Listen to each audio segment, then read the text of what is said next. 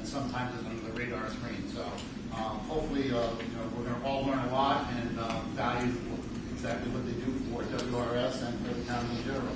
With that, I'd like to introduce certainly Jamin is the most distinguished looking today. I'm not sure who's taking the lead here. So with that, the new dress code. The new dress code.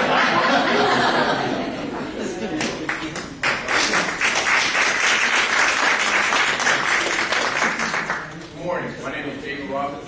I'm a solid waste compliance agent in Broward County. Today I will be presenting you. Everybody close your eyes. You don't pass.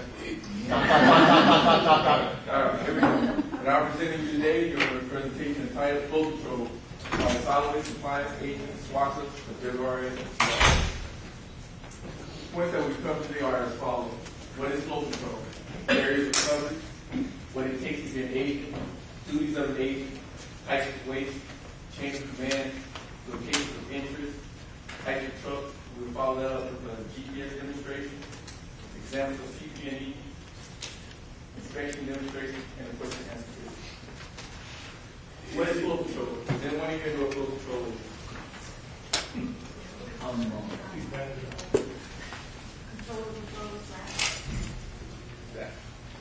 Flow control is a legal provision that allows governments to mandate that waste generated within certain areas be sent to a specific facility for handling.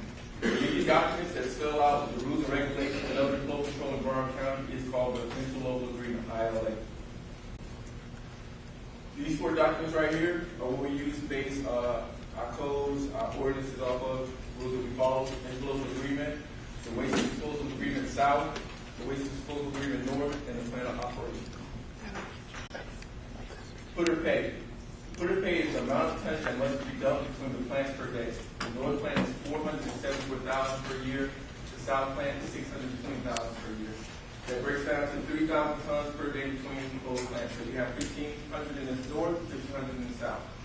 The total tons per year that we're responsible for creating is over 1 million tons.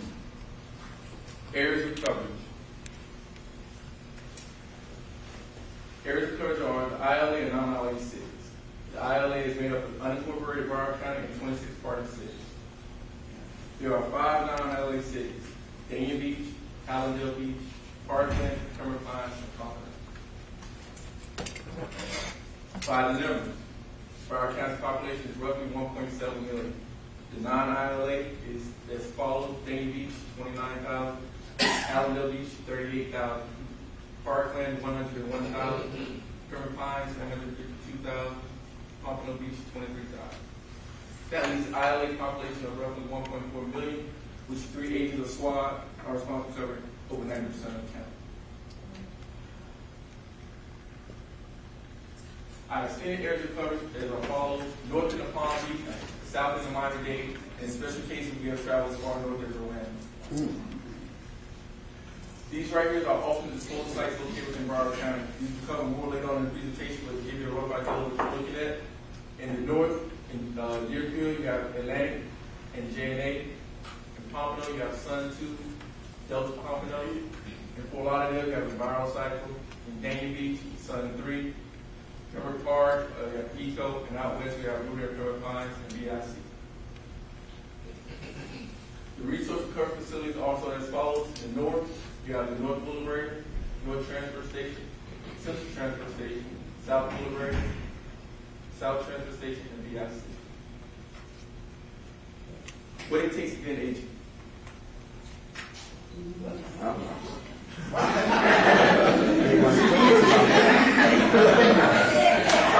Dexterity. What it takes to be an agent. The ability to work in the field for extended periods of time and occasionally under adverse conditions, odorous, and potentially confrontational. Meaning if you smell real bad and you get a lot of verbal disagreements with people. The ability to work very early AM hours on a regular basis, and hours as the regular, which may include weekends.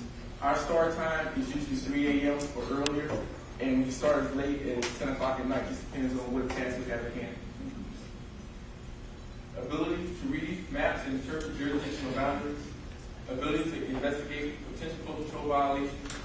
The ability to interpret codes, ordinances, and regulations.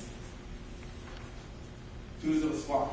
Inspect solid waste on the waste and energy tipping floor and other ultimate disposal sites in order to determine if the waste origin have been properly identified. Meaning, we call it Hollywood. When we search it, it should be Hollywood. Perform surveys of solid waste collection routes. Confirm and verify that all waste complies with the plan of operation. Perform surveillance of solid waste companies. Confirm and verify that all waste complies with the plan of operations and they are not in violation. Monitor the flow of waste in and out of often disposal sites. The ability to determine the different types of waste. You have processable, unprocessable, unacceptable construction and demolition, hazardous waste, yard waste, bulk trash, and tires. What is processable waste? Does anyone know what processable waste means? Waste that can be burned. The term processable waste shall mean that a portion of a solid waste stream that is capable of being burned in a waste energy facility. Examples include household garbage, trash, refuse, and commercial waste. What is unprocessable waste? You know what processable is? Now we'll discuss unprocessable. The term unprocessable waste shall mean that a portion of the solid waste stream that is predominantly non-combustible and therefore shall not be burned in a waste energy facility. Examples include metal furniture, appliances, concrete, mixed roofing, and other construction materials, and demolition materials. What is unacceptable? You know what processable is and what unprocessable is, so what is unacceptable? Term unacceptable shall mean that a portion of the solid waste stream that is not acceptable for combustion and therefore should not be accepted into a waste energy facility. Examples include construction and demolition and hazardous materials. Chain of command. Here, right here, you see our chain of command at the bottom, the 3 SWAT agents who report to the flow control supervisor, SWAT director, waste and recycling services, public works department, Broward County Commissioner. On your right-hand side, you'll see the Resource Recovery Board, RRB, Resource Recovery Board staff, technical advisor, committee task. We do not work for them, but we work alongside them, and we share information. Location of interest. As you saw on the slide previously, we had the different alternate disposal sites. We're going to give you a little close-up picture of it. The first one is Atlantic Coast Environmental, located in Deerfield Beach, Florida. They are open to the public, and they do C&D recycling. Broward Contingency Landfill, located in unincorporated Broward County on the western portion. Open to the public. This place, they do everything except processing waste and hazardous materials. Central Disposal Sanitary Landfill, located in Pompano Beach, Florida. This is the northern non-ILA dump facility. Those 5 cities we talked about before. They also accept commercial trash. This place is not open to the public. Delta South. This is a MRF transfer facility located in Pompano Beach, Florida. This is where all the recycling for the northern part of the county are dumped and then processed by tractor trailer to the MRF. Eco Waste, located in Herman Park, Florida, open to the public. If you C&D, bulk trash, yard waste, also inside have a picking line for recyclable paper. EnviroCycle, located in Fort Lauderdale, Florida, open to the public. This building right here does yard waste, tires, bulk trash, C&D. On the left-hand side, just outside of the picture, they have another building which does the picking line for paper goods that are boxed, sorted, and sent away. J&A Waste, located in Deerfield Beach, Florida, open to the public, C&D dumping facility. Northern Recycling, located in Pembroke Pines, Florida. This is the southern non-ILA dumping facility. Up front, right here, this front building you see right here, this is the MRF where that Delta South materials are being transferred to be processed. The South Broward Willowbray, located on 441 in Davie, Florida. This processing plant right here is for the ILA for the southern part of the county. There's also one in the north, Power Line and Sample, that processes waste for the northern portion of the county. Sun 2, Pompano Beach, Florida. Right here, they do commercial waste, C&D, and they also have a picking line for recycling. Sun 3 Recycling, located in Dania Beach, Florida. C&D processing plant, and it's open to the public. Now we're going to cover the types of trucks. These are the different types of trucks that we are working on a daily basis. All pictures you see in here were taken during the conduction of surveillance or investigation. Call truck. These trucks are used to pick up your bulk trash throughout Broward County in the residential areas, particularly in your houses for pickup. The next is a commercial front loader. These are the front loader trucks that you see in apartment buildings, let's say restaurants, anyone who has a dumpster. The next one is a residential front loader. These are the new front loaders that have a can on the front that grabs your garbage and dumps into a little bin in front of it. You can't see it right now because it's tucked up into the top of the truck. Next, you have a roll-off with a self-contained compactor. Self-contained compactor can be found at hospitals, apartment complexes, Walmarts, Publix, things like that. The reason they use these containers is because this right here is self-contained. So any liquids that are inside of it, they cannot escape, they can't get on the ground. It's all contained inside until they get to the dumping facility. The next is a roll-off with a stationary compactor.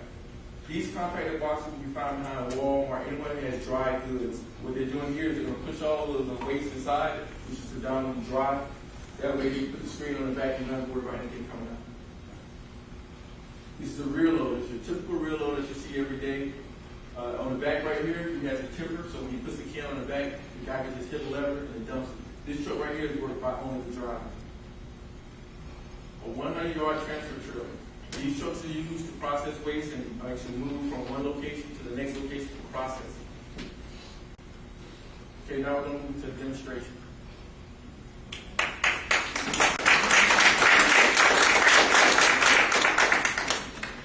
Okay, what you're looking at right here is a GPS demonstration. Right here, this is a picture of Hollywood, Florida. What you're seeing are different colored dots here represent different companies. Each dot represents a dumpster. So when we're out doing a survey, you have one guy driving, you have another guy in the back manning the computer. What we have to do is we have to go down each and every street in Hollywood to plot each one of these dots. And if you know Hollywood, it goes from the beach all the way over to 441. This right here took us about 2 weeks. And as you see, the yellow is one company, blue is another company. We have gray, we have about 5 or 6 companies here. So as I'm driving down the street with my partner, one of us is back here looking at the computer. While we let this run, I'm going to show you what the other guy's doing. In the back, we're working on a POSSE rating system. POSSE stands for Public One-Stop Service. I'm sorry, Public One-Stop Service. That's it. Yeah, Public One-Stop Service. Sorry, got confused for a second. In the back, what we're doing is we're putting each one of those dots represent one of these places listed up here. First up, you have the hauler's name, the customer, the address, and the city. Next to that, you will find the size of the container. The D stands for dry, the W stands for wet, and the R stands for covered material. Depending on what you see in that dumpster is what you label it as. If we're lucky enough to find a truck or follow a truck, we also check out what days he picks up. And if we get enough information, we can actually put together his route, meaning where he starts and where he finishes. When we get back to the office, we then transfer this information from Ranger to the actual process system, and this is what we come back with. We come back with a printout of the account. Basically, you have the name, the address, you have the size of the container. And what we do with this is we then determine the amount of waste that this company is supposed to generate and dump to each facility. So we can give them basically a quota of how much they're supposed to provide us. That concludes my portion of the demonstration. I now turn it over to my colleague,